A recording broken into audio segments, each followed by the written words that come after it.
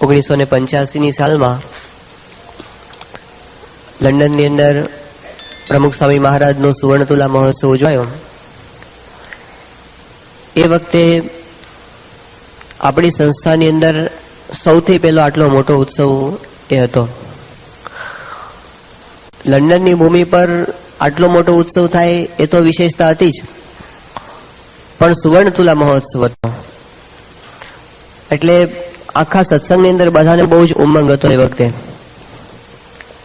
એ ઉત્સવની અંદર જે 30,000 જેટલા હરિભક્તો બધા ઉપસ્થિત હતા, એની વચ્ચે સ્વામીશ્રીની સુવર્ણતુલા થઈ અને બધાને અત્યંત આનંદ હતો. અને છેલ્લે સ્વામીશ્રીને સુવર્ણતુલા મહોત્સવ પછી આશીર્વાદ આપવાનું કહેવામાં આવ્યું. એ વખતે સ્વામી સૌથી પહેલું વાક્ય એવું બોલેલા પોતાના પ્રવચનમાં, જે કોઈને અપેક્ષા જ નહોતી કે સ્વામી આવું બોલશે. સ્વામી એવું બોલ્યા કે સૌથી પહેલા તો હું મારા ઈષ્ટદેવ શ્રીજી મહારાજનો આભાર માનું છું કે જેમણે મને આ મનુષ્ય દેહ આપ્યો. ત્યારબાદ મારા ગુરુ શાસ્ત્રીજી મહારાજ અને મારા ગુરુ યોગીજી મહારાજ, એ બંનેનો હું આભાર માનું છું કે જેને મને સ્વીકાર્યો અને કૃપાએ કરીને મને આ સેવા આપી, એટલે હું અત્યારે તમારી સામે ઉભો છું. આ શબ્દો હતા એ સ્વામી કોઈ ફોર્માલિટીની જેમ નથી બોલ્યા. જેમ અત્યારે પેલી આભાર વિધિનો એક નથી કાર્યક્રમ હોય જ છે, સભા પૂરી થાય ને એટલે કોઈ મહોત્સવ કે ઉત્સવ પૂરો થાય છેલ્લે આભાર વિધિ કરવામાં આવે કોઈ પણ જગ્યાએ, તો એક પ્રકારનો એક વિધિ બની ગયો છે. પણ સ્વામી એ રીતે નહોતા બોલ્યા. સ્વામીને એવું કહેવામાં પણ નહોતું કે તમારે આવું બોલવાનું છે, પણ એ સહજપણે જે માનતા હતા ને એ બોલતા હતા. આપણે જેને વિડીયો જોઈએ ને તો આપણને અનુભૂતિ થાય કે સ્વામીશ્રી પોતે હકીકતમાં પોતાની કૃતજ્ઞતા વ્યક્ત કરે છે. એ પોતે એવું માને છે કે મને આ સેવા આપી એ શાસ્ત્રીજી મહારાજ અને યોગીજી મહારાજની કૃપાથી પ્રાપ્ત થઈ છે. શ્રીજી મહારાજે ગરડા મધ્યના 59માં વચનામૃતની અંદર એવી વાત કરી છે કે ભગવાન અને ભગવાનના સંતની સેવા તો બહુ મોટા પુણ્યવાળાને પ્રાપ્ત થાય છે, પણ થોડા પુણ્યવાળાને પ્રાપ્ત થતી નથી. આજે મધ્ય 41ના વચનામૃતમાં એવી વાત કરી કે ભગવાનના સંતની સેવા મળે ત્યારે પોતાનું મોટું ભાગ્ય માનીને સેવા કરવી. હવે બે વચનામૃત સામે જયારે આપણે જોઈએ છીએ ત્યારે આપણને લાગે છે આપણે સેવા તો કરીએ છીએ, પણ એની અંદર આવી ભાવના છે, એની અંદર ક્યારેક આપણને ખામી દેખાય છે. આપણને શું લાગે છે કે મને સેવા મળી કારણ કે મારી અંદર અમુક પ્રકારની આવડત છે, એટલે આપણને એવું લાગે કે હું આ સેવા સારી રીતે કરી શકું છું એટલા માટે મને આ સોંપવામાં આવી છે. પણ એવું આપણને મનાય કે મારા મોટા ભાગ્ય કે મને સેવા આપી, બાકી મારી કોઈ લાયકાત નથી, પણ મને કેવળ કૃપાએ કરીને સ્વીકારીને સેવા આપવામાં આવી છે, આ મારું બહુ મોટું ભાગ્ય છે. યોગીજી મહારાજ હતા, એકવાર ટ્રેનની અંદર પોતે બેઠા હતા અને ચરોતરની અંદર જ સ્વામી પોતે એક પછી એક ગામ પસાર કરતા હતા. હવે એ વખતે સ્ટેશને બધા હરિભક્તો યોગીજી મહારાજના દર્શન કરવા માટે આવે. કોઈ હાર લઈને આવે, કોઈ ફ્રૂટ લઈને આવે, પછી પાછા બધા યોગીજી મહારાજની જય બોલાવે, પછી ત્યાં દંડવત પ્રણામ કરે. હવે એક યુવક હતો કલકત્તાનો, એનું નામ હતું પ્રવીણ, અને આ બધું જોયા કરે. એટલે સાવ નવો હતો, એને કે સત્સંગનો પરિચય નહીં, પણ યોગીજી મહારાજનું આટલું બધું સન્માન થતું જોયું એટલે એમને લાગ્યું કે આ છે ને કોઈ બહુ મોટા સંત લાગે છે. એટલે એક સ્ટેશનેથી ટ્રેન ઉપડી એટલે પછી પોતે ધીમે રહીને યોગીજી મહારાજ પાસે ગયો અને એમણે કીધું કે સ્વામી, મારે એક તમને પ્રશ્ન પૂછવો છે, મને જવાબ આપશો? યોગીજી મહારાજ કે બોલ, શું છે? એ કે સ્વામીજી, હું જોઉં છું કે દરેક સ્ટેશને તમને કેટલા બધા ભક્તો મળવા માટે, પ્રણામ કરવા માટે, દર્શન કરવા માટે આવે છે, તો આપે તો જીવનમાં બહુ મોટી સિદ્ધિઓ પ્રાપ્ત કરી હોય એવું મને લાગે છે. તો આપે જે સિદ્ધિ પ્રાપ્ત કરી, સફળતા પ્રાપ્ત કરી, એનું રહસ્ય શું છે મને કહો. એ વખતે યોગીજી મહારાજે વાત કરી અને કે અમે છે ને શાસ્ત્રીજી મહારાજની આજ્ઞાથી વાસણ ઉટક્યા ને એટલે અમને આ સિદ્ધિ પ્રાપ્ત થઈ. હવે આ ઉત્તર મનાય એવો છે. વાસણ ઉટકવામાંથી આવી સિદ્ધિ થાય. મુંબઈમાં ઘાટીઓ ઘરે ઘરે વાસણ ઉટકે છે અને કોઈને વાસણ ઉટકવાથી બ્રહ્મ સ્થિતિ પ્રાપ્ત થઈ હોય એવું આપણે ક્યારેય જાણ્યું નથી. બહારની વાત જાય તો મંદિરમાં ઘાટીઓ કામ કરે છે, પણ એ લોકોએ કોઈ ક્યારે એવું બોલ્યા હોય કે અમે વાસણ ઉટક્યા એમાંથી અમને આવી અખંડ સ્થિતિ થઈ. એમની વાત જવા દો, ચાલો ઘાટી છે તો પણ આપણે સેવાય ઘણા વર્ષોથી કરીએ છીએ, અમે વાસણ ઉટકીએ છીએ, પણ ક્યાં ફેર પડી જાય છે કે યોગીજી મહારાજ વાસણ ઉટકતા હતા, એમને આવી ફળની પ્રાપ્તિ થઈને આપણે વાસો ઉટકીએ છીએ આપણને કેવું એવું થતું નથી? તો ફેર પડે છે ભાવનાની અંદર. ક્રિયા તો બહારથી લગભગ એક સરખી હોય છે.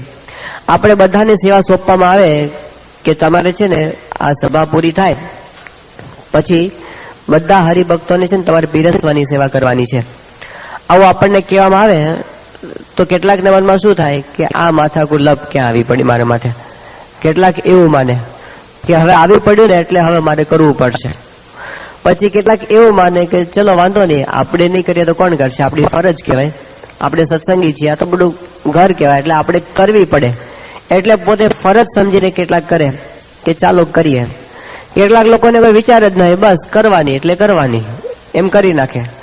અને કેટલાક લોકો એવો વિચાર કરે કે ઓહો મારા કેટલા મોટા ભાગ્ય કે ભવબ્રહ્મને પણ દુર્લભ એવી સેવા મને પ્રાપ્ત થાય છે. મારે જે મધ્ય 59 એવી વાત કરીશ કે મારા અતિશય મોટા પુણ્ય છે કે મને આ ભક્તોની સેવા કરવા મળી છે. અને એની અંદર પણ જે આગળ વધ્યા હોય એ તો પોતે શું વિચાર કરે કે પોતાની સામે ડીશ લઈને પેલા હરિભક્ત ઉભા હોય ને તો એમ સમજે કે આ સિંહાસનમાંથી શ્રીજી મહારાજ સાક્ષાત મારી સામે ડીશ લઈને ઉભા છે અને એમાં હું પીરસું છું. એને જે ફળ થાય ને એ નોખું. તો ક્રિયા તો બધા જ એક સરખી કરે છે પીરસવાની, પણ લાભ બધાને એક સરખો પ્રાપ્ત થતો નથી. એનું રહસ્ય ક્યાં પડ્યું છે? ભાવનાઓની અંદર. કઈ રીતે કેમ સમજીને આપણે સેવા કરીએ છીએ એની અંદર એનું ફળ રહેલું છે. અને મોટા સંતો તો એવી વાત કરે છે, પૂજ્ય ડોક્ટર સ્વામી ને પૂજ્ય મહંત સ્વામી, એ કહે છે કે ક્રિયાના 10% માર્ક્સ છે, ક્રિયાના 10% માર્ક્સ છે અને ભાવનાઓના 90% માર્ક્સ છે. 90% માર્ક્સ તમે શું માનીને સેવા કરો છો એના છે. તો મોટા ભાગ્ય માનીને સેવા કરી એનું ફળ આવું. હવે આપણે જો તપાસ કરી હોય આપણે મોટા ભાગ્ય માનીને સેવા કરીશ કેમ ખબર પડે? સેવાનો આટલો મહિમા આપણને સમજાયો છે. તો દાખલા તરીકે અહીંથી એવી જાહેરાત કરવામાં આવે કે અત્યારે છે ને આપણે બધા અહીંથી રાત્રે ચાલતા નીકળવાનું છે અને એડિસન મંદિરે જવાનું છે અને ત્યાં જઈને ઘઉં વીણવાની સેવા કરવાની છે, એવું કહેવામાં આવે કે ચાલતા જવાનું છે પાછું, ગાડીમાં નહીં. તો આપણામાંથી કેટલાને ઉત્સાહ જાગે કે મૂકો પડતું, હવે ત્યાંથી ચાલતા તો કેટલા કલાક થાય? 10-12 કલાક જતા રહે ચાલતા જઈએ તો. અને પાછું ત્યાં જઈને ઘઉં વીણવાની સેવા, આપણે ઘણા કામ છે, આપણે કોઈ નવરા નથી, એવું લાગે ને આપણને. દાખલા તરીકે અઠવાડિયાની રજા હોય ને એમાં આપણને કહેવામાં આવે કે ચલો ચાલતા જવાનું છે, ત્યાં જઈને ઘઉં વીણવાની સેવા કરવાની છે, તો આપણને કોઈને ઉત્સાહ જાગે નહીં. કેટલા પહોંચે ત્યાં એ તો પ્રશ્ન છે. પણ એવું કહેવામાં આવે કે આપણે ત્યાં જવાના છીએ, ચાલતા ઘઉં વીણવાના છે અને એની અંદર ઘઉંમાં કાકરાની જગ્યાએ હીરા છે, હીરા છે. અને એ હીરા જેટલા વીણીએ ને એટલા આપણા છે. પછી શું થાય? ચાલી નાખ્યા, જે ઘરડા હોય એ હાલવા માંડે કે હાલો હાલી નાખ્યા. તો સેવા કહેવાય. સેવાનો મહિમા તો સમજવો જોઈએ ને, એવું થાય કે નહીં? તો આપણને જેટલો ડોલરનો મહિમા છે એટલો આ સેવાનો મહિમા દેખાતો નથી. કારણ શું છે? કારણ કે આપણે બહુ સ્થૂળ દ્રષ્ટિએ જોતા શીખીએ છીએ. જે હકીકતમાં મોટા પુરુષ છે એવું આપણે સમજી શકતા નથી. આપણને એવું નથી દેખાતું કે આ તો પોતે બધી ક્રિયા એમને કરી શકે એમ છે. જેમ ગીતાની અંદર શ્રી કૃષ્ણ ભગવાને અર્જુનને એવી વાત કરી કે નિમિત્ત માત્રમ ભવ સવ્ય સાચીન. એમને કીધું કે તું એવું માને છે કે મારે આ લોકોને લડવાનું છે, એની સામે જીતવાના છે, પણ તારા જે મોટા મોટા શત્રુઓ છે એને બધાને તો મેં ક્યારના મારી જ નાખ્યા છે. એમને વિશ્વરૂપમાં દર્શન કરાવ્યા કે વિશ્વપિતા પણ મરી ગયા છે, આ દ્રોણ પણ મરી ગયા છે, આ કર્ણનો પણ મેં સંહાર કરી દીધો છે, અશ્વત્થામા, આ બધા જ તેને કીધું કે બધા હારેલા અને મરેલા પડ્યા છે. તારે તો શું કરવાનું છે? ખાલી નિમિત્ત માત્રમ ભવ સવ્ય સાચીન. તારે તો ખાલી નિમિત્ત બનવાનું છે. એમ આપણને જયારે કોઈ સેવા આપવામાં આવે કે આ મંદિર છે અને એનું ફંડ રેઝિંગ તમારે કરવાનું છે, એટલે આપણને 10 વિચારો આવે અંદર કે શું થશે અને આપણે ક્યાં જઈને માગવા અને કેવું થશે. જો મોળપના વિચાર આપણને રહે છે.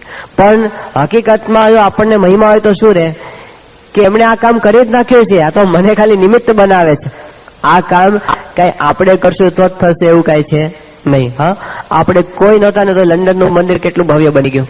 આપણે એક ઈંટ કે કાંકરો પણ એમાં હલાવ્યો નથી. પ્રમુખ સ્વામી મહારાજના 450 મંદિરોમાં આપણે કઈ કર્યું નથી તો પણ બની ગયા છે. એમ 426 મંદિર પણ બની જશે, આપણે કઈ નહીં કરીએ તો પણ. એમનું એક કામ અટક્યું નથી ને ક્યારે અટકવાનું નથી. જે વખતે સંસ્થાની અંદર 50 પૈસા સિલક માતા, વિચાર કરો ગોંડલ મંદિરની શરૂઆત કરીને સિલકમાં કેટલા રૂપિયા? 8 આના હતા સિલકમાં. અને એ વખતે ગોંડલ મહારાજાએ કીધું શાસ્ત્રીજી મહારાજને કે તમારે જમીન જોતી હોય તો હું આપો ખરો, પણ એક શરત છે કે 3 વર્ષમાં મંદિર પૂરું કરવાનું અને 10 લાખ રૂપિયાનો ખર્ચો કરવાનો. 8 આના સિલક હોય અને 10 લાખનો પ્રોજેક્ટ ઉપાડવાનો જયારે સંકલ્પ થાય, વિચાર કરો પુરુષની હિંમત કેટલી હશે. અત્યારની દ્રષ્ટિએ જોવું હોય આપણે તો સિલક કરતા કેટલા ઘણો મોટો પ્રોજેક્ટ કહેવાય. 20 લાખ ઘણો મોટો પ્રોજેક્ટ એ વખતે ઉપાડેલો શાસ્ત્રીજી મહારાજે. હા, અત્યારે આપણી પાસે ધારો કે આ બધું રિનોવેશન ને બધું કરવાનું હોય અને બેલેન્સ ની અંદર માનો કે $1 લાખ હોય અને એના કરતા 10 લાખ ગણો 20 લાખ ગણો મોટો પ્રોજેક્ટ કેટલા થાય ગણતરી કરો તો? બહુ આંકડો આપણને મનમાં જ નહીં આવે, એટલો મોટો આંકડો છે. તો એટલો મોટો પ્રોજેક્ટ આપણે ઉપાડવાનો હોય, બિલ ગેટ્સ કરતા કિંમત વધી જાય એ જો આપણે તો એટલો મોટો પ્રોજેક્ટ ઉપાડવાની હિંમત કેવી રીતે ચાલે? પણ શાસ્ત્રીજી મહારાજમાં હિંમત શું હતી? એ કહેતા હતા તો શ્રીજી મહારાજનું કામ છે, થઈ જ ગયું છે, મારે તો ખાલી નિમિત્ત બનવાનું છે. આટલી મોટી પ્રવૃત્તિ કરતા હતા, દિવસ રાત દાખલો કરતા હતા, મંડી પડતા હતા, પણ બહાર એમને લાગતો નહોતો. એ મોટા ભાગ્ય માનીને કરતા હતા અને એમાં એમને આનંદ આવતો હતો. તો આપણે પણ સેવા કરીએ છીએ, પણ આપણે સાચા રસ્તે સેવા કરીએ છીએ એની કસોટી શું ખબર છે? આપણને સેવા કરતા કરતા આનંદ આવે ને એ કસોટી કહેવાય. યોગીજી મહારાજ મુંબઈમાં કથા કરતા હતા અને એ વખતે એમણે વાત કરી કે અમે તો પેલા સારંગપુર હતા એ વખતે 3 વાગે ઉઠતા, વાસીદું કરતા, વાડો કરવા જતા, 200 રોટલા ઘડી નાખતા, હરિભક્તોને જમાડતા, વાસણ ઉટકી નાખતા, અમને બહુ સુખ આવતું. હવે આ વાત સાંભળીને હર્ષદ કાકાએ કે બાપા તમારી એકે વાતમાં અમને સુખ આવે ને એવું જણાતું નથી. 3 વાગે ઉઠવું સવારે અને ઠંડે પાણીએ નાવું અને વાસીદું કરવું, આમાં કે સુખ આવે એવું જણાય છે? એ કે અમને તો કોઈ એમ કે અમે ચોપાટી પર જતા અને આમ બધું પેલું ખાતા પાણીપુરી ને એવું બધું, અને અમે આમ બોટિંગ કરતા અને જલસા કરતા અને બહુ સુખ આવતું તો મનાય, પણ તમારી ક્રિયામાં તો ક્યાંય સુખ આવે એવી એક ક્રિયા દેખાતી જ નથી. યોગી બાપા કે ગુરુ ભગવાનની મૂર્તિનું સુખ આવે, એ સેવામાંથી મૂર્તિનું સુખ લે છે. યોગી ગીતામાં વાક્ય લખ્યું છે કે ભગવાનનું સુખ કેમાં રહ્યું છે? ભક્તોની સેવા પરિચર્યામાં રહ્યું છે, દેહાભિમાન પોષવામાં રહ્યું નથી. તમે ખૂણામાં બેસીને ધ્યાન કરો એના કરતા પણ સેવા કરો ને એમાં વધારે સુખ છે. આ યોગીજી મહારાજના અનુભૂતિના વાક્યો છે અને એ આપણને એવી સેવા કરાવવા માંગે છે. તો આપણે પણ સેવા કરીએ છીએ તો એની જ કરવાની છે, પણ એમાં જે શુદ્ધિકરણ કરવાનું છે ને એ ભાવનાઓનું શુદ્ધિકરણ છે. અને એ જ્યારે થશે ત્યારે આપણે પણ યોગી બાપાની જેમ આપણે સત્સંગનું સુખ લઈ શકીશું. શ્રીજી મહારાજે તો એવી વાત કરી છે મધ્યના 28ના વચનામૃતની અંદર. મહારાજ કે અમારે તો ભગવાનને રાજી કરવા સારું જન્મો જન્મ ભગવાનના ભક્તની જ સેવા કરવી છે. પછી મહારાજે કીધું કે એમ અમારો જેમ નિશ્ચય છે એમ તમારે પણ નિશ્ચય કરવો. મહારાજ કે મધ્ય 63માં વચનામૃતની અંદર કે મહારાજે કીધું કે આત્મા છે એ બળ કેમ પામે, જીવમાં બળ કેમ આવે? તો પેલા મહારાજ કીધું આત્મા વિચાર કરે ને તો જીવમાં બળ આવે, પણ પછી મહારાજ એનાથી આગળ વાત કરી કે એનાથી પણ બળ્યો એક આત્માને બળ પામવાનો ઉપાય એ કહીએ છીએ. એમ કહીને મહારાજ બોલ્યા કે ભગવાનના એકાંતિક સંતને વિશે જેની પ્રીતિ હોય, તેની સેવાને વિશે અતિશય શ્રદ્ધા હોય અને ભગવાનની નવધા ભક્તિ યુક્ત હોય, તેના જીવને તો તત્કાળ અને અતિશય બળ આવે છે. યોગી બાપા આ વાક્ય બોલીને કે ક્યારે આજે આવે, કાલે આવે, પરમ દિવસે આવે, મહિના પછી આવે, તત્કાળ. આ શ્રીજી મહારાજના વાક્ય છે કે જીવમાં તત્કાળ બળ આવે. ક્યારે? તો ભગવાનના ભક્તની સેવાને વિશે અતિશય શ્રદ્ધા. અને પછી ત્યાં મહારાજ એવું બોલેલા કે આત્મસત્તા રૂપે વર્તું તેના કરતા પણ ભગવાનના ભક્ત ભેળું દેહ ધરીને રહેવું ને એ મોટી વાત છે. આત્મસત્તા રૂપે રહેવું કેટલી મોટી વાત છે. એની માટે તો લોકો કેટલો દાખલો કરે છે, આખી જિંદગી સાધના કરી છે દેહને આત્માનો નોખો પડવાની. પણ મહારાજ કે એને મૂકો બાજુમાં. પણ જો તમને એવું થઈ ગયું કે બસ આ દેહે કરીને સેવા કરી લેવી છે તો પેલા કરતા તમે અધિક છો. આ શ્રીજી મહારાજ પોતે વાત કરે છે અને મહારાજે કરી બતાવ્યું છે ને, ખાલી બોલ્યા નથી, આવી રીતે એમને કરી બતાવ્યું. શ્રીજી મહારાજ કોણ હતા? પૂર્ણ પુરુષોત્તમ નારાયણ. મહારાજ પોતે અનંત કોટી મુક્તોના અધિપતિ અને એક એક મુક્તની અંદર અનંત અનંત અવતાર જેટલું સામર્થ્ય છે આ શ્રીજી મહારાજ. પણ એમણે લોજની અંદર શું કર્યું? લોજની અંદર એમણે પોતે ભિક્ષા માગી. લોજની અંદર એમણે શ્રીજી મહારાજે પેલા સાધુની કોપીનો પોતે ધોતા આવું મહારાજે કરી બતાવ્યું, આપણને રીત બતાવી કે આવી રીતે સેવા તમારે કરવાની છે. આ તો સત્સંગમાં આવ્યા પછીની વાત છે, પણ એ પહેલા સેવકરામની સેવા મહારાજે કરેલી, જેનું કોઈ ઠેકાણું હતું નહીં. એ ખાલી નામનો સાધુ હતો એવું કહેવાય, કારણ કે પૈસા રાખતો હતો, 1000 રૂપિયાની સોનામાં રાખતો હતો, એવો સાધુ હતો. પણ મહારાજે કીધું કે આ સાધુ જાણી જ અમે એની સેવા કરી. તો મહારાજે પછી કેવી સેવા કરી? 2 મહિના સુધી મહારાજે એનું પેલું ઝાડો સાફ કર્યો, અને એવી નીચી કક્ષાની સેવા મહારાજે કરી. પણ આપણને એક રીત બતાવી કે હું ભગવાન છું તો એ સેવા કરું છું, તમે અહંકાર રાખતા નહીં. અને એવી અપેક્ષા વિનાની સેવા મહારાજે પાછી કરી. તો આપણને આપણી ગુરુ પરંપરાએ સેવાનો આદર્શ આવો બતાવીને આપ્યો છે. તો એ જ રીતે ગુણાતીતાનંદ સ્વામી, એ જ રીતે ભગતજી મહારાજ, એ જ રીતે શાસ્ત્રીજી મહારાજ, યોગી બાપા અને પ્રમુખ સ્વામી, આપણને એક સરખી રીત દેખાય છે સેવાની. મુંબઈ અમદાવાદની અંદર છે ને યોગીજી મહારાજનું જીવન ચરિત્ર છપાતું હતું. હવે એ વખતે આપણે અમદાવાદમાં જે પ્રેસ છે ને, પ્રિન્ટિંગ પ્રેસ, એ હજી એવો એસ્ટાબ્લિશ નહોતો થયો. એટલે આપણે 12 એ વખતે છપાવતા હતા યોગી બાપાના જીવન ચરિત્રના ભાગ. તો 12 એક પ્રિન્ટિંગ પ્રેસની અંદર આખું આપવામાં આવ્યું યોગીજી મહારાજનો ભાગ. તો એ પ્રેસના જે માલિક હતા એ પોતે રજનીશના શિષ્ય હતા. એટલે એને ત્યાં છપાતું હતું. એક વખત પોતે નિરીક્ષણ કરવા માટે નીકળ્યા હોય ને, એમાં યોગીજી મહારાજનું પેલું ટાઇટલ પેજ એને જોયું, અને એ જોઈને એને એકદમ રસ જાગ્યો કે આ તો બહુ અલૌકિક પુરુષ દેખાય છે એની મૂર્તિના દર્શનથી. પછી એમને વિચાર થયો કે શું છે આની અંદર, એટલે 2-4 પાના ઉથલાવ્યા, પછી તો 10-15 પાના, પછી તો જીવન ચરિત્રનો આખો પેલો ભાગ વાંચી ગયા, અને એટલા બધા પ્રભાવિત થયા, અને પછી એ સત્સંગી થયા. પણ એને શું વાત કરી ખબર છે? એ કે હું વર્ષોથી રજનીશની કથા વાર્તા સાંભળતો હતો, એમના પ્રવચનો મેં સાંભળેલા, એ કે હું એના વિચારોથી બહુ જ પ્રભાવિત હતો. પણ યોગીજી મહારાજનું જીવન ચરિત્ર વાંચીને બધો ભાર જગતના તમામ સાધુઓનો ઉતરી ગયો. એને શું કીધું ખબર છે? એ કે હું રજનીશના વિચારોથી પ્રભાવિત હતો, પણ યોગી બાપાનું જીવન ચરિત્ર વાંચો અને યોગી બાપાની સેવા ભાવના જે જોઈને કે આટલી હદ સુધી પોતે ઘસાઈ ગયા છે બીજાને માટે. એ કે રજનીશનું જીવન મને ખબર છે, એ માણસ મોટી મોટી વાત કરે છે, પણ હરામ છે જો એ માણસે ક્યારેય પોતાના જીવનનો પાણીનો એક ગ્લાસ બીજાને આપ્યો હોય તો. વાતો થાય મોટી મોટી, પણ સેવા કરવી એ તો અંતરની સાધુતા, અંતરનો ભાવ છે. એ કેમ થઈ શકે? સ્વામીએ એ કરેલું છે, આખી જિંદગી એમણે સેવા કરેલી છે. તો ગુણાતીત ગુરુ પરંપરાનો આદર્શ આ છે. સારંગપુર અમારે ત્યાં આગળ બધા બહારના લોકો મુલાકાતે આવે ને, તો આપણે ટ્રેનિંગ સેન્ટરમાં બીજું બધું જોઈને તો એ અભિભૂત થાય, પણ વધારે શું જોવે ખબર છે? કે ત્યાં આગળ સારંગપુરમાં યાત્રાની બસો બહુ આવે, રોજ 500-600 માણસ એમને જમનારા હોય. તો એ બધા હરિભક્તો, જે બહારના માણસો, જે કોઈ યાત્રાળુ આવ્યા હોય, એ બધાના એઠા વાસણો સંતોને ઉટકતા જોયે ને, એ વખતે પડી જાય કે આ તો અમે પહેલી વખત જોયું કે સાધુ છે ગૃહસ્થની ડીશો ઉટકે, એના વાસણો ઉટકે.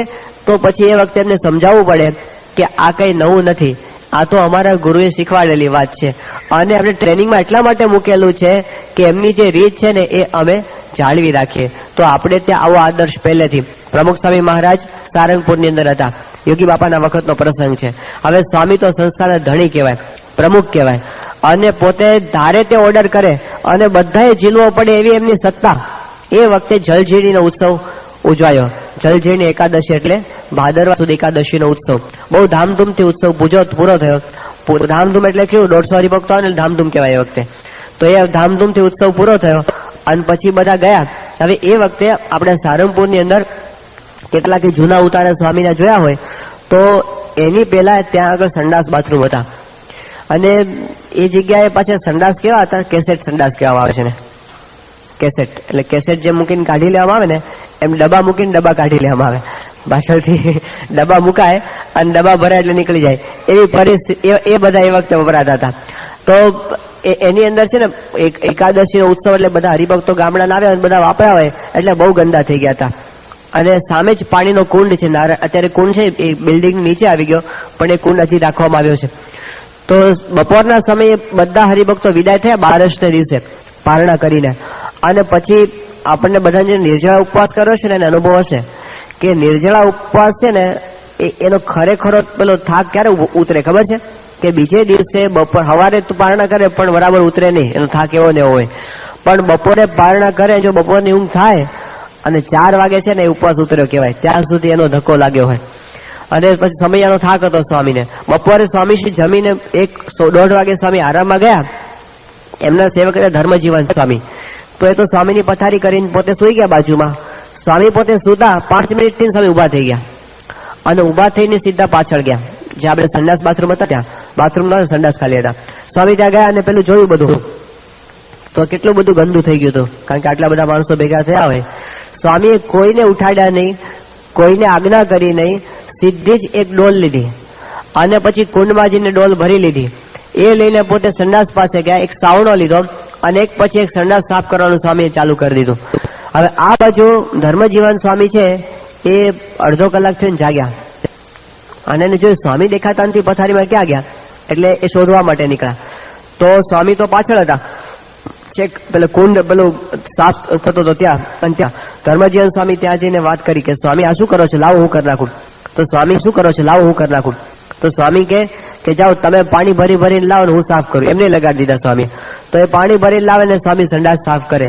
હવે સંસ્થાના પ્રમુખ હતા છતાં પણ સ્વામીએ કોઈને ઓર્ડર કર્યો નથી કે આ સેવા છે આપણે કરી લેવાની. આપણને ઘણી વખત એવું રહેતું કે પેલો કરતો નથી, મને જ દર વખતે લોડ આવે છે, મારે જ દર વખતે કરવી પડે, એવું આપણને થયા કરે.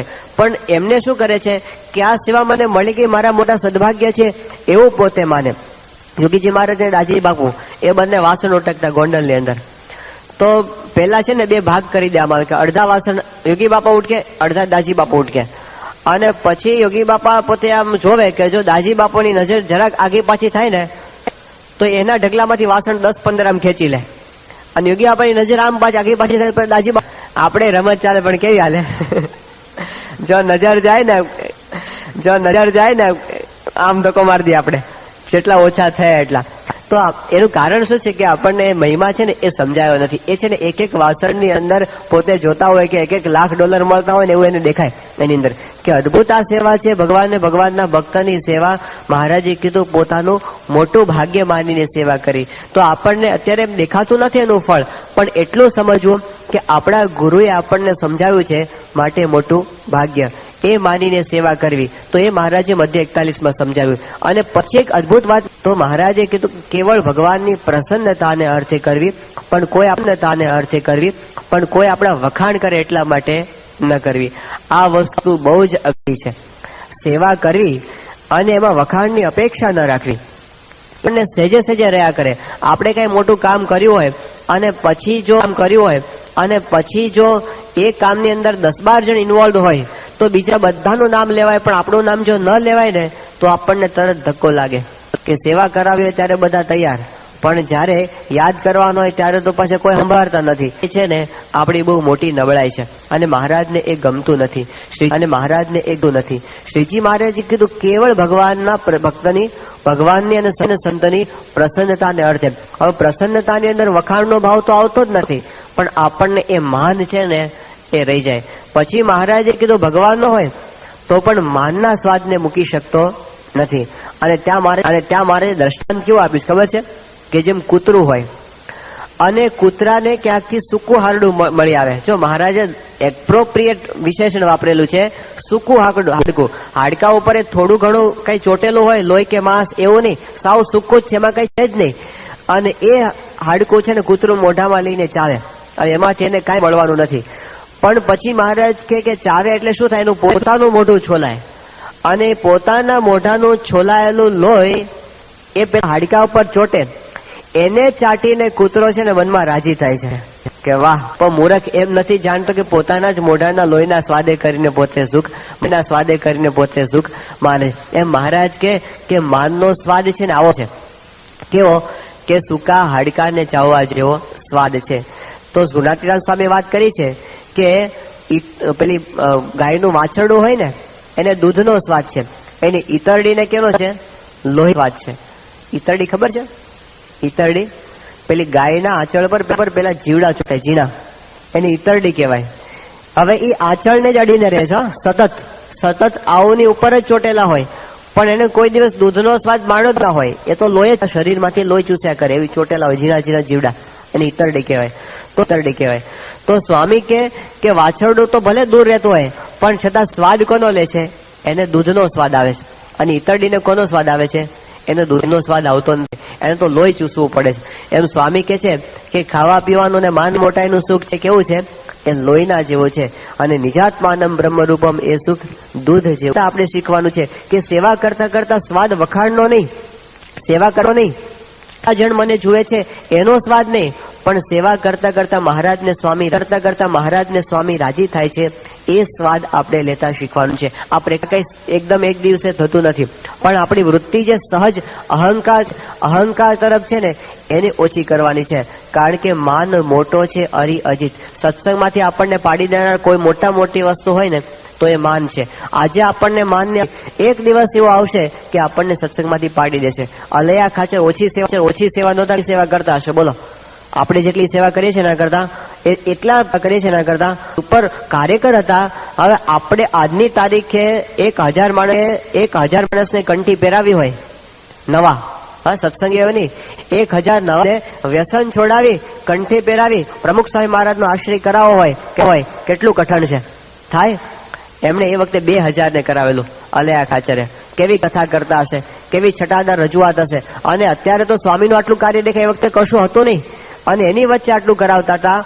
પણ શેને વશ થઈને ખબર છે? માનને વશ થઈને. એની અંદર એનો અહંકાર હતો અને એટલે મહારાજે અપમાન કર્યું, સત્સંગમાંથી પડી ગયા. પેલા ગોખરવાળા ગામના એક પટેલ હતા, એના તો ગુણાતીતાન સ્વામી વિચરણ કરતા કરતા ગોખરવાળા ગામની અંદર ગયા અને સ્વામી એક કથા શરૂ કરી મંદિરની અંદર બેસીને. ચોમાસાનો વખત અને કાઠિયાવાડનું ગામડું એટલે ગારો બહુ થાય. તો બધા આવે ને હરિભક્તો, પેલા ગારામાંથી આવે એટલે પગ ધોવા માટેની વ્યવસ્થા ત્યાં રાખવામાં આવી. પેલી મંદિરની બહાર છે ને એક ડોલ રાખી હતી પાણીની, એટલે જે કોઈ આવે એ લોટાથી પોતે પગ ધોઈ નાખે અને પછી મંદિરની અંદર આવે વ્યવસ્થા હતી. તો પેલા હરખા પટેલ છે એ પોતે આવ્યા ત્યાં આગળ અને સીધા જ આવવા માંડ્યા અને સ્વામી કથા કરતા હતા. સ્વામીએ દૂરથી જોયું કે આ પગ ધોયા વિના આવે છે સીધા જ, એટલે સ્વામીને એમ કે મંદિર બગાડશે, એટલે દૂરથી સ્વામીએ બૂમ પાડી કે પટેલ પગ ધોઈને અંદર આવજો, એમને એમ ના આવતા. હવે આટલું કીધું ને પટેલને ખોટું લાગી ગયું. તે ખોટું તો એવું લાગી ગયું કે સીધા ઘર ભેગા થઈ ગયા, પગ ધોવા ન ગયા, સીધા ઘરે પહોંચી ગયા અને પછી કથામાં જ ના આવ્યા. એ દિવસે તો ના આવે, બીજે દિવસે પણ ના આવ્યા, ત્રીજે દિવસે પણ કથામાં ના આવ્યા. એટલે ગુણાતીતાન સ્વામીએ બીજા હરિભક્તોને કીધું કે હરખા પટેલ છે એ કેમ દેખાતા નથી, જરા કહેજો કે સ્વામી યાદ કરે છે. એટલે એક હરિભક્ત છે એને બોલાવા ગયા કે ગુણાતીતાનંદ સ્વામી તમને યાદ કરે છે કે તમે કેમ આવતા નથી. હરખા પટેલ કે સ્વામીને કહેજો કે હરખો પટેલ છે ને પગ ધોઈને આવશે, હરખો પટેલ પગ ધોઈને પછી આવશે. હવે કેટલું ખોટું લાગી ગયું. ગયા તે ગયા, ફરી વાર આવ્યા જ નહીં. એ વાત તો ઠીક છે, પણ 2-4 વર્ષ પહેલા સ્વામી સારંગપુરમાં હતા ને એ વખતે કથાની અંદર સ્વામી આ પ્રસંગ કીધો હરખા પટેલનો. અને પછી સ્વામી શું બોલ્યા ખબર છે? સ્વામી કે હરખો પટેલ પગ ધોવા ગયો તે ગયો, એ વખતે આવ્યો નથી પણ હજી આવ્યો નથી. ખબર પડી? હજી આવ્યો નથી એટલે આટલા જન્મો પસાર થઈ ગયા તોય ફરી વાર આવ્યો નથી. બોલો કેવું ખોટશે. અને સત્પુરુષની સાથે કેવી આંટી પડી ગઈ હશે. આ આટલો દુર્લભ સત્સંગ. મહારાજ યોગી બાપા કહેતા કે સોપારી ઉપર ઊંધે માથે 10,000 વર્ષ સુધી તપ કરે ત્યારે તો એને દાદરના મંદિરના પગથિયા ચડવા મળે.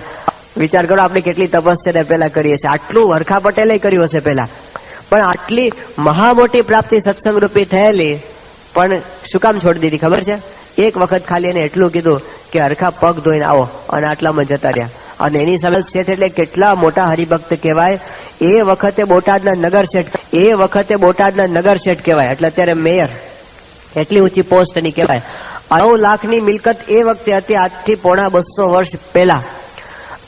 અને સત્સંગની અંદર એમની સેવાઓ એટલે એમણે આખો સમય સ્પોન્સર કરેલો. ગરડામાં હરિકૃષ્ણ મહારાજની મૂર્તિ થઈ ને એ પ્રતિષ્ઠા ઉત્સવનો આખો સમયો એકલા હાથે સ્પોન્સર કરેલો.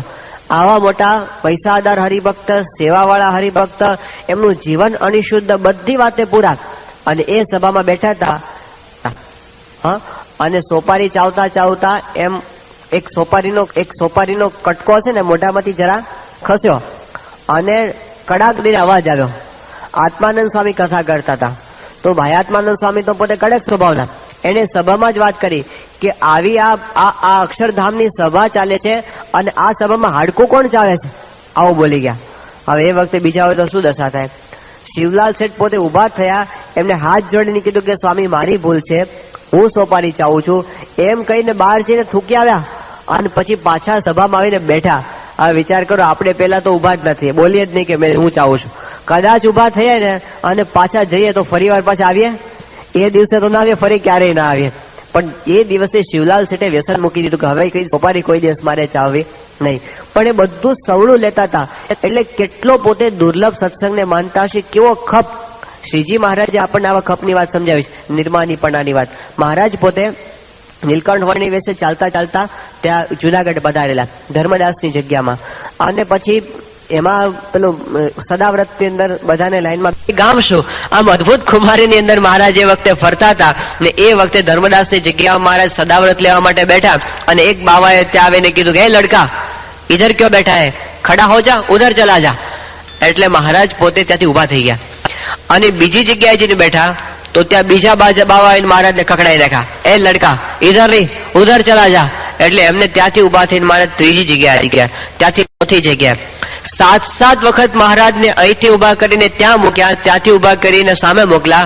મહારાજ 7મી વખત પણ સદાવ્રત લેવા માટે બેઠા. હવે એ જગ્યા આપણો હોય તો વિચાર કરો, આપણે હોય સમયમાં આવ્યા હોય, કોઈ કે આ તો વીઆઈપી છે, સામે જતો રહો, તમારા માટે નથી, એવું કોઈ કહે? શું પરિસ્થિતિ આપણી કે એ વખતથી કે આજ પછી મંદિરનું પાણી પીવું હરામ છે, આમ પાણી ત્યાં ને ત્યાં મૂક્યા. પણ મહારાજની સામે જયારે જોઈએ 7 વખત આપણને ખાતા ખાતા ઉભા કરે ને ત્યાં સુધી આપણને બોલવાનો અધિકાર નથી. કારણ કે આપણે ઈષ્ટદેવ 7 વખત ઉભા થયા છે. 8મી વખત કેજો, 8મી વખત ઉભા કરે ને, અહીંથી ઉભા કરે, એ ઉભા થઈ જાઓ, હાલો, કોઈ કાઢી મૂકે. 8મી વખત બોલવાનો, 7 વખત બોલવાનો આપણને અધિકાર નથી. કારણ કે જેના નિરમાની ભગવાન તેના જનને જોઈએ કે માન. ભક્ત ચિંતામણીમાં નિષ્કુળાનંદ સ્વામી કહે છે કે જેના નિર્માની ભગવાન હોય એના ભક્તને માનની અપેક્ષા રખાય? એમને નથી રાખી તો આપણે કેવી રીતે રાખી શકીએ? તો આપણને આ શીખવાડ્યું છે એમને કે ગમે તેવું કદાચ અપમાન થાય તો આ સત્સંગની અંદર ગરજ રાખવી. સચ્ચિદાનંદ સ્વામી હતા ને એ આવા ખપવાળા હતા. સચ્ચિદાનંદ સ્વામીની વાત તમે સત્સંગ શિક્ષણ પરીક્ષામાં કદાચ જાણી હશે કે જે વખતે મહારાજે એવી કીધું કે વખતે વરસાદ નહીં પડે, એવું શ્રીજી મહારાજે કીધું કે દુષ્કાળ પડશે. તો એ વખતે હરિભક્તો બધા સચ્ચિદાનંદ સ્વામી પાસે ગયા અને કીધું કે સ્વામી વરસાદ પડે એવું કંઈક કરો, આ દુકાળ પડશે ને અમે બધા દુખી થઈ જઈશું. સચ્ચિદાનંદ સ્વામી કહે કે શ્રીજી મહારાજે કીધું છે ને એટલે વરસાદ પડાય નહીં, અને જો પાડીએ તો મહારાજ છે ને કુરાજી થાય. હરિભક્તો કે મહારાજ તમે અમારા સ્વામી અમારા દેશકાળ સામુ જુઓ, અમે બધા મરી જઈશું. મહારાજ કઈ ઠપકો આપે ને તો અમારા માથે, પણ તમે વરસાદ વરસાવો. એટલે સચ્ચિદાનંદ સ્વામીને બહુ દયા આવી હરિભક્તોની, એટલે એમણે તો આંખો બંધ કરી અને સીધા ગયા ઇન્દ્રને જઈને પાટું માર્યો કે કેમ ઊંઘે છે, કેમ વરસાદ વરસાવતો નથી? અને ધમધોકાર વરસાદ પડ્યો. આ સચ્ચિદાનંદ સ્વામીનો પાવર, આવા સમાધિ વાળા હતા. પછી તો મહારાજ એમની કસોટી કરી, વિમુખ કર્યા, કાઢી મૂક્યા. પછી પાછા સચ્ચિદાનંદ સ્વામી ગયા, હા મહારાજે કાઢી મૂક્યા ને, મહારાજ કે જાઓ વિમુખ, તે ગેલા નદી સામે કાંઠે જતા રહ્યા. પણ ત્યાં બેઠા બેઠા એ ભજન કરે તો મહારાજનો ઢોલિયો તણાય એ બાજુ. તો એટલી હદ સુધી કે મહારાજ સચ્ચિદાનંદ સ્વામી તરસ્યા થયા, 2 દિવસ સુધી પાણી પીધું નહીં એટલે તરસ્યા. તો આ બાજુ મહારાજને તરસ લાગે. મહારાજ કે કોઈ એમને પાણી પાવ. તો મહારાજને પાણી પાયું. એ 2 લોટા નહીં, 8-10 લોટા નહીં, ઘડે પાણી, ઘડે ભરીને પાણી મહારાજ પી જાય. મહારાજ કે અમારી તરસ છીપતી જ નથી, પાછા પીવરાવે. સંતોને થયું મહારાજને શું થયું છે, ઘડા પાણી પીએ તરસ ન છીપે? મહારાજ કે ઓલો સામે કાંઠે બેઠો છે નદીની સામે કાંઠે, એને જયારે તમે પાણી પાશો ને ત્યારે મારી તરસ છીપશે. અને પછી સચ્ચિદાનંદ સ્વામીને જઈ અને જયારે પાણી પાયું ત્યારે મહારાજની તરસ છીપી. આટલું મહારાજની સાથે એમને પ્રેમ હતો. હવે આવા સચ્ચિદાનંદ સ્વામી, આટલી એમની સ્થિતિ, પણ એમણે શું વાત કરી ખબર છે? એ કે આ સત્સંગનો ખપ તો મને કેવો છે, તો કદાચ આ સત્સંગની અંદર મારા હાથને પગ કાપી નાખવામાં આવે અને મારા શરીરને આ ઉકરડામાં નાખી દેવામાં આવે અને ત્યાં પણ મને કંઈ ખાવા પીવા કશું ના મળે, પણ આ સંતો અને હરિભક્તો એના એઠા પતરાવડા ત્યાં આગળ નાખી દેવામાં આવતા હોય તો એ પતરાવડાની એઠ ચાટીને પણ હું સ્વામિનારાયણ સ્વામી ભજન કરું, પણ આ સત્સંગ છોડીને જવાનો મને વિચાર ના આવે. આટલી સ્થિતિ છતાં હવે એની સામે જોઈએ તો આપણી તો શું સ્થિતિ છે? આપણે તો શું એવો મહારાજમાં પ્રેમ છે, અથવા આપણે તો ક્યાં એવી સમાધિ પ્રાપ્ત કરી છે? કશું જ નથી. પણ છતાંય જો આપણને થોડુંક અપમાન થાય સત્સંગની અંદર, આપણને થાય મુખ પડતો સત્સંગ, શું કરીને કરવાનો સત્સંગમાં, આટલા દિવસથી કરીને મરી ગયા, આપણી કઈ કદર તો થતી નથી, એવું આપણને થાય. પણ એમણે કદરની અપેક્ષા રાખી નથી. સ્વામી એકવાર એવું બોલેલા કે આપણને થાય કે આપણી કદર નથી થતી, પણ આપણને સેવા આપીને એ જ આપણી કદર છે. આપણને સેવા આપી એ જ કદર છે. બાકી બ્રહ્માદિક દેવતાઓ લાઈનમાં ઉભા છો આમ કે મને સેવા મળે, એ બધા નથી મળતી ને, એ આપણને મળી છે. એકવાર પેલા બ્રહ્મા રીસાયા કે આ બધું ઠીક છે, બધું આપણું ઉત્પત્તિ આટલી બધી કરી અને છતાં પણ આપણી કોઈની કિંમત નથી, ચલો જવા દો, મારે ઉત્પત્તિ કરવી જ નથી. એટલે રીસાઈને બેઠા, અને રિસાઈન બેઠા હતા ને ત્યાં તો એમને લાંબી લાંબી લાંબી લાંબી લાઈન દેખાડી, 4 મુખવાળા બધા દેવતા ઉભા હોય ને, અને લાખે માણસો ઉભા હતા. એટલે એમણે કીધું કે આ બધા ક્યાં જાઓ છો તમે? એટલે એમાં આગલી લાઈનમાં હતા ને કે અમે બધા છે ને અનંત કોટી બ્રહ્માંડના બ્રહ્માઓ છીએ. કે કેમ આ બધા લાઈનમાં ક્યાં જાઓ છો? એ કે અમે સાંભળ્યું છે કે આ બ્રહ્માંડનો બ્રહ્મા છે ને એ છે ને રિસાયો છે, એટલે એમની જગ્યા ખાલી પડી છે. અમે બધા આટલા એમ્પ્લોઈઝ છીએ, અમે આ બધા છે ને અમે બધા રાહ જોઈને બેઠા છે કે અમારામાંથી એકાદને જો ચાન્સ મળી જાય તો, એટલે અમે જઈએ છીએ અમારે એપ્લિકેશન કરવા માટે. પહેલા કીધું કે જો હું નહીં કરું તો આટલા બધા ઉભા છે, આ કામ કઈ અટકવાનું નથી, ચાલો રિસાતાના હરખા થઈ ગયા પાછા કે આવું કઈ કરવા જેવું નથી. એમ આપણે જો રિસાઈ જઈશું, આપણે જો છોડી દઈશું ને તો પાછળ તો છે જ ઘણા બધા કરનારા. યોગ શાસ્ત્રી માના વખતમાં 5 સાધુ હતા ને તોય 5 મંદિર થઈ ગયા. અત્યારે 700 છીએ તો નહીં થાય? એ થશે જ. એ વખતે કશું જ નહોતું તોય આટલું થઈ ગયું. તો આપણે કોઈ નહીં હોય ને, સ્વામીનું કોઈ કામ ક્યારેય અટકવાનું નથી, એ હકીકત છે. પણ આપણે એટલું વિચારવાનું કે આ સેવા મળી એમણે કૃપાએ કરીને આપણને આપી છે. જો એ મનાઈ જાય તો પછી આપણને અંતરમાં કોઈ દિવસ એવું ના લાગે મેં કર્યું, અહંકાર ના આવે. જો સ્વામી આટલું બધું કરે છે ને, 18 કલાક કામ કર્યા પછી પણ સ્વામી એમ માને છે મેં કામ કઈ કર્યું નથી, આ તો ગુરુની કૃપાથી થયું. સ્વામીને જ્યારે જ્યારે કહેવામાં સ્વામી તમે તો કેટલા બધા સાધુ બનાવી દીધા, સ્વામી એક જ વાત કરે, આ તો યોગીજી મહારાજના સંકલ્પે સાધુ થાય, આપણે શું કરીએ? આવું પોતે ખાલી બોલતા નથી, આવું માને છે. અને એટલે છે ને એમને જરા પણ ક્યારે અહંકાર આવતો નથી, અંતરથી પોતે માને છે. તો આટલા મોટા કામ કરવા છતાં પણ નથી માનતા, તો આપણે આ ફરજ કે આપણને ક્યારે એવો અહંકાર ન આવી જાય હું કરું છું. અને એ જો થાય તો આપણું સત્સંગની અંદર પાયો અચળ થાય. મહારાજે મધ્ય 41માં વાત કરી, તો સેવા કરવી એ આવી ભાવનાથી. તો ફરી વાર, એક તો પોતાના મોટા ભાગ્ય માનીને સેવા કરવી, બીજું ભગવાનની પ્રસન્નતા માટે કરવી, કારણ કોઈ વખાણ કરે એવી અપેક્ષા સાથે સેવા ન કરવી. તો એવી રીતે જો સેવા કરીએ તો 90% માર્ક્સ શેના છે? ભાવનાના માર્ક્સ છે. એમાંથી આપણે મેક્સિમમ માર્ક્સ લઈ શકીએ એવી રીતે આપણે ગુરુ સામે જોયા કરીએ, એના જીવનમાંથી શીખી શકીએ એવી એમના ચરણોમાં પ્રાર્થના. સહજાનંદ સ્વામી મહારાજની જય.